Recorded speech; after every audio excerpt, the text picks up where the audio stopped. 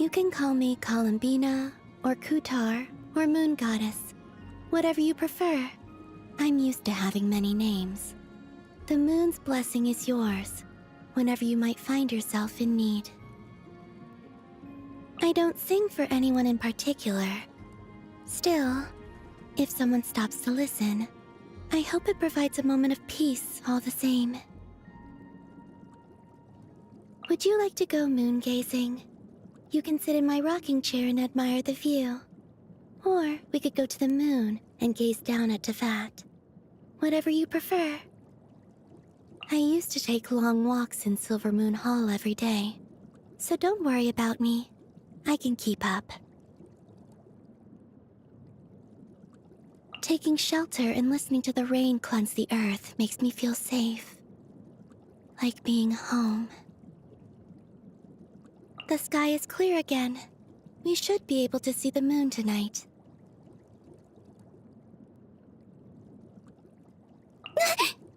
Without lightning to give warning, the sound of thunder is quite startling.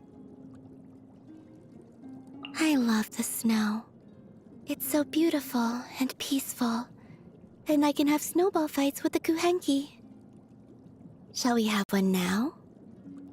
If the wind is too strong to keep your eyes open, give me your hand. I'll guide you.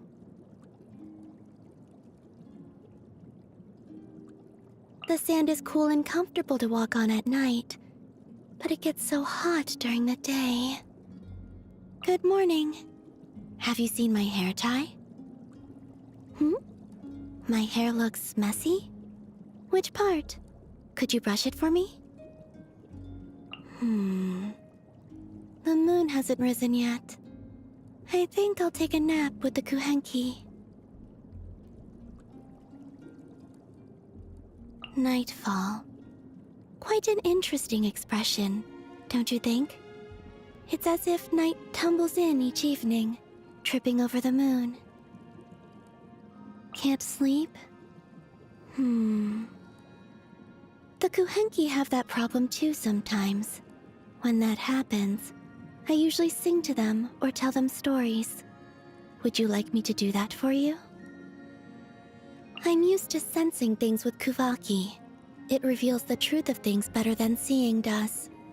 Still, curiosity does sometimes get the better of me, and I open my eyes to take a peek. That's the nice thing about having an eye mask with holes. I used to think I would forever be a stranger to this land, that the moon was my true home. Now, I have an additional place to call home, and both my homes are now closer by. I heard about you long before we met. Back when I was with the Fatui, I remember the other harbingers talking about your deeds. But you have so many titles, I fell asleep before they even got to your name. Could you give me some tips for traveling? Like, how to talk to people from other nations? I should focus more on fire building skills, hunting techniques, and transport? Couldn't I just use kuuvahki for all that? The three goddesses bestowed their powers upon me, which converged into a force that is both dazzling and gentle. Through it, I can feel their attachment to this place, and I can sense the hopes and wishes they offered to this world in their final moments. I will inherit their moonlight and use it to illuminate the world beneath the moon, the place we all call home. Back in Snezhnaya, being third of the Fatui Harbingers came with a lot of perks.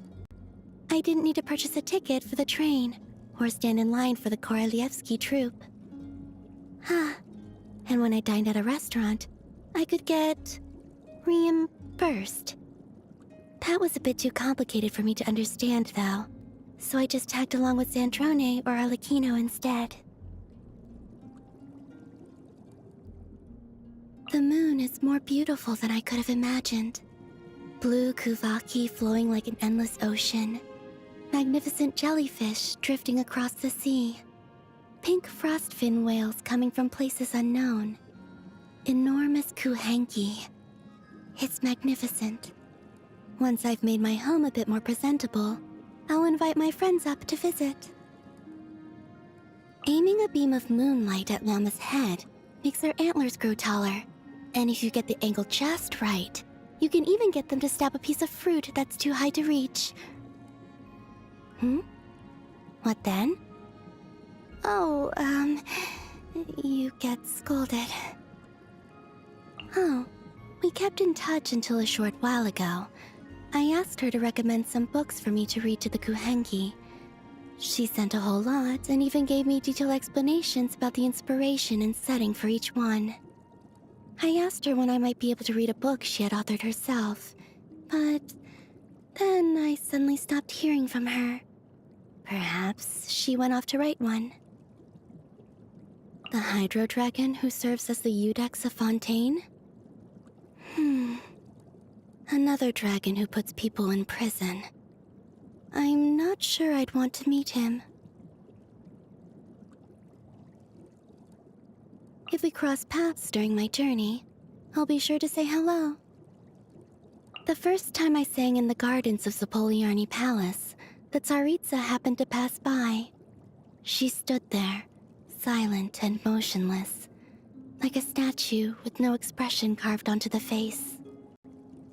For a moment, I felt as if she wanted to say something to me, but she never did. She seals her emotions beneath thick sheets of ice.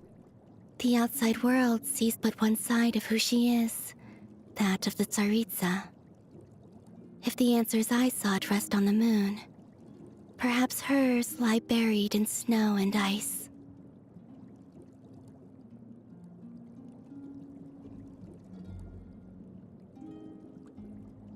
He's quite the opposite of his code name, and that seems to be intentional.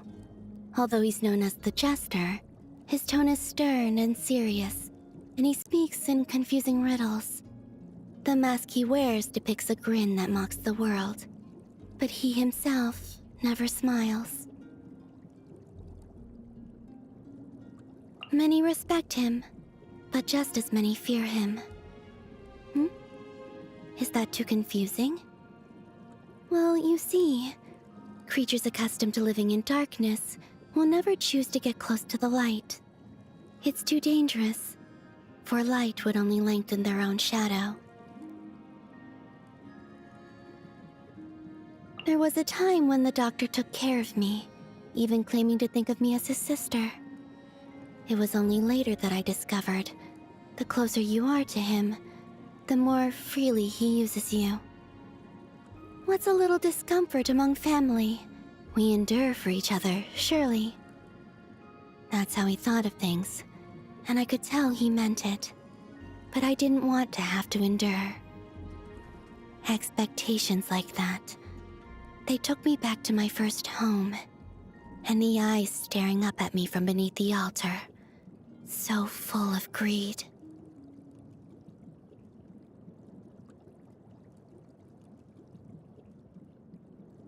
The House of the Hearth is home to many children, and it can get quite noisy. The first time I heard them call Arlecchino father, I thought it was a rule that had to be followed there. So, the next time she passed by, I used that title as well. That's when I learned just how quiet the House of the Hearth could become.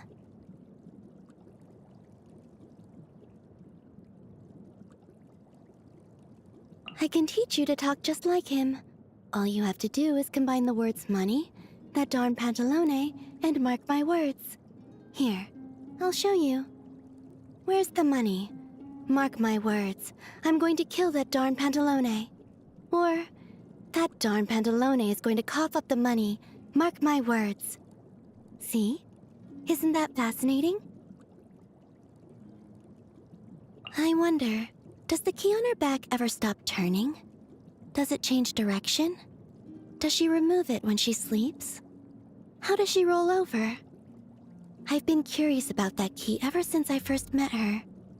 But since we weren't close then, it didn't seem right to just go up and touch it. So whenever I had the chance, I would follow behind her, trying to figure out the pattern of its movement. But one day, she suddenly turned around and demanded to know why I kept following her. After I told her the reason, she said, "If you're that curious, why don't I put one on your back, and you can see for yourself?" So I lived with a key on my back for a few days, and it was quite the challenge. Sandrone doesn't have it easy, so I've looked out for her even more since then. I'm not sure what counts as death for a puppet. All I know is Sandrone isn't moving, and I can't feel her operating. Her key is just stopped. And all because of the technique she used to bring me back. She said she was going to get back at me that one time. How I wish that's all this was. Just an attempt to scare me.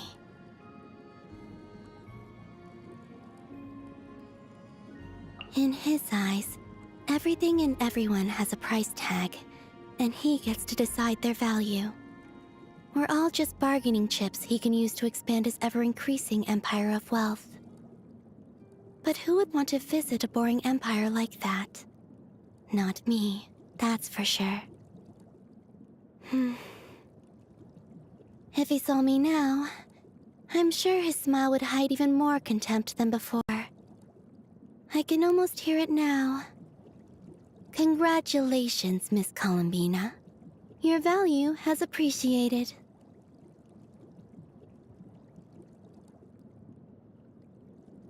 If metamorphosis ends in one's wings being engulfed in flame, perhaps remaining in the cocoon is how one survives. But I doubt Rosaline ever considered making that choice.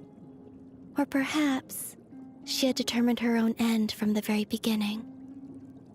Whether it was love, hate, or a simple dance, she gave her whole self to her pursuits and left others to sing her dirge after her departure.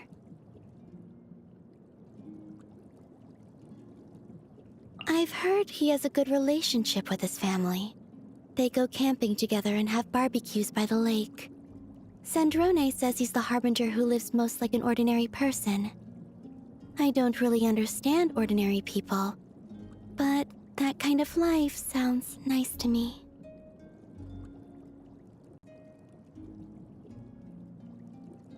Huh? My story? That might take quite a while to tell. Oh, you brought tea and snacks? Well then, I suppose I could share a bit more in return. I used to spend a lot of time learning how to interact with people and go about life in this world. But looking back now, perhaps my experiences with the Frostmoon Scions and the Fatui weren't the best teachers. For a long time, I thought relationships were transactional. Their only purpose being figuring out what you can take and what it might cost you in return. I love telling stories to the kuuvahki, and I love to sing. There's a blank space in my life that has existed since before I was born, and has shadowed me since. My story was incomplete from the start, so I've learned to use other stories to fill in the gaps. It's like painting a picture. I sketch the outline with words and color it in with song. On Moon Prayer Night, I received a name that belongs to me, Columbina Hyposelenia. I used to think a name was nothing more than an alias, something separate from oneself. But after that night, I realized my name is what connects me to this world and the people within it. It is all that is intangible, their friendship, love, and support, manifested for the world to see. I will cherish it forever. My story is like an opera played in reverse.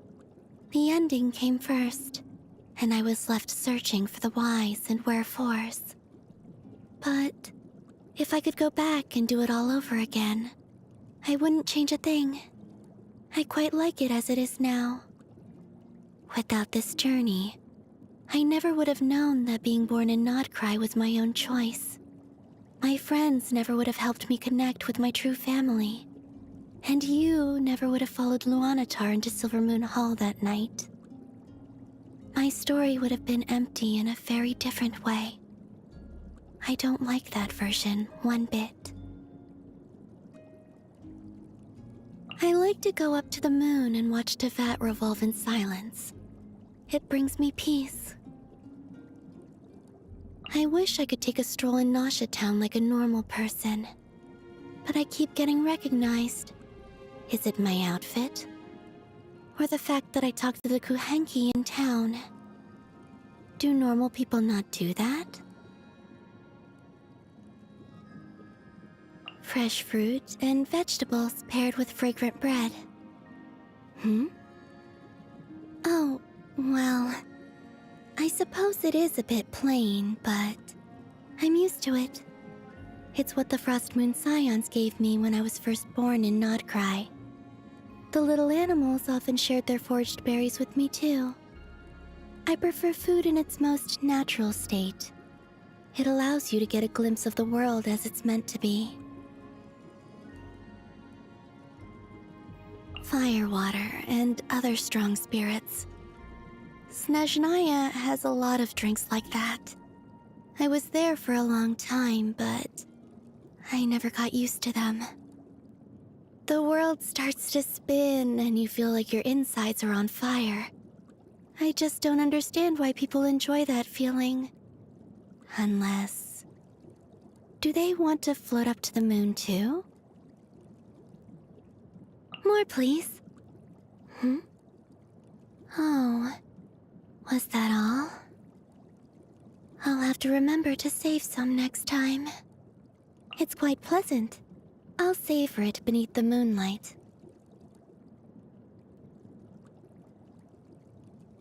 Oh, whenever Sandrone was mad at me, she'd give me things like this too. Your birthday is on the same day every year? Wow, that's easy to remember. Moon Prayer Night is held at different times each year, so I can only estimate my birthday by sensing the moon. A birthday is such a joyous occasion, isn't it? Everyone gathers to dance while people make delicious offerings to give you. Huh? Regular people's birthdays aren't like that? Gifts, cake, and friends? Oh, that works too. Let's invite your friends to celebrate. I can sing you a song, and we can even ask Malhaus to paint a picture for you. By the eternal moon, the tides shall surge. By the frost moon, the night shall be illuminated. By the iridescent moon, darkness shall be cast deeper into the shadows. I now hold the threads of fate in my hands. From now on, the new moon shall watch over and illuminate the world below. Flow. Surge. Wane. A new moon rises. 3 moons converge. A new moon rises. A moonlit night for all. They call this a pleasant surprise, right? Did they run from home too? You keep them. I no longer need offerings. Getting dizzy. It's growing dark. Not doing so well. Feeling woozy? Allow me to step in. How about some rest? The night sky dims once more. The moon has waned. The price of leaving home. I'm fine. Why? Allow me to lend you some moonlight. Will we be gone long? I will follow where you lead.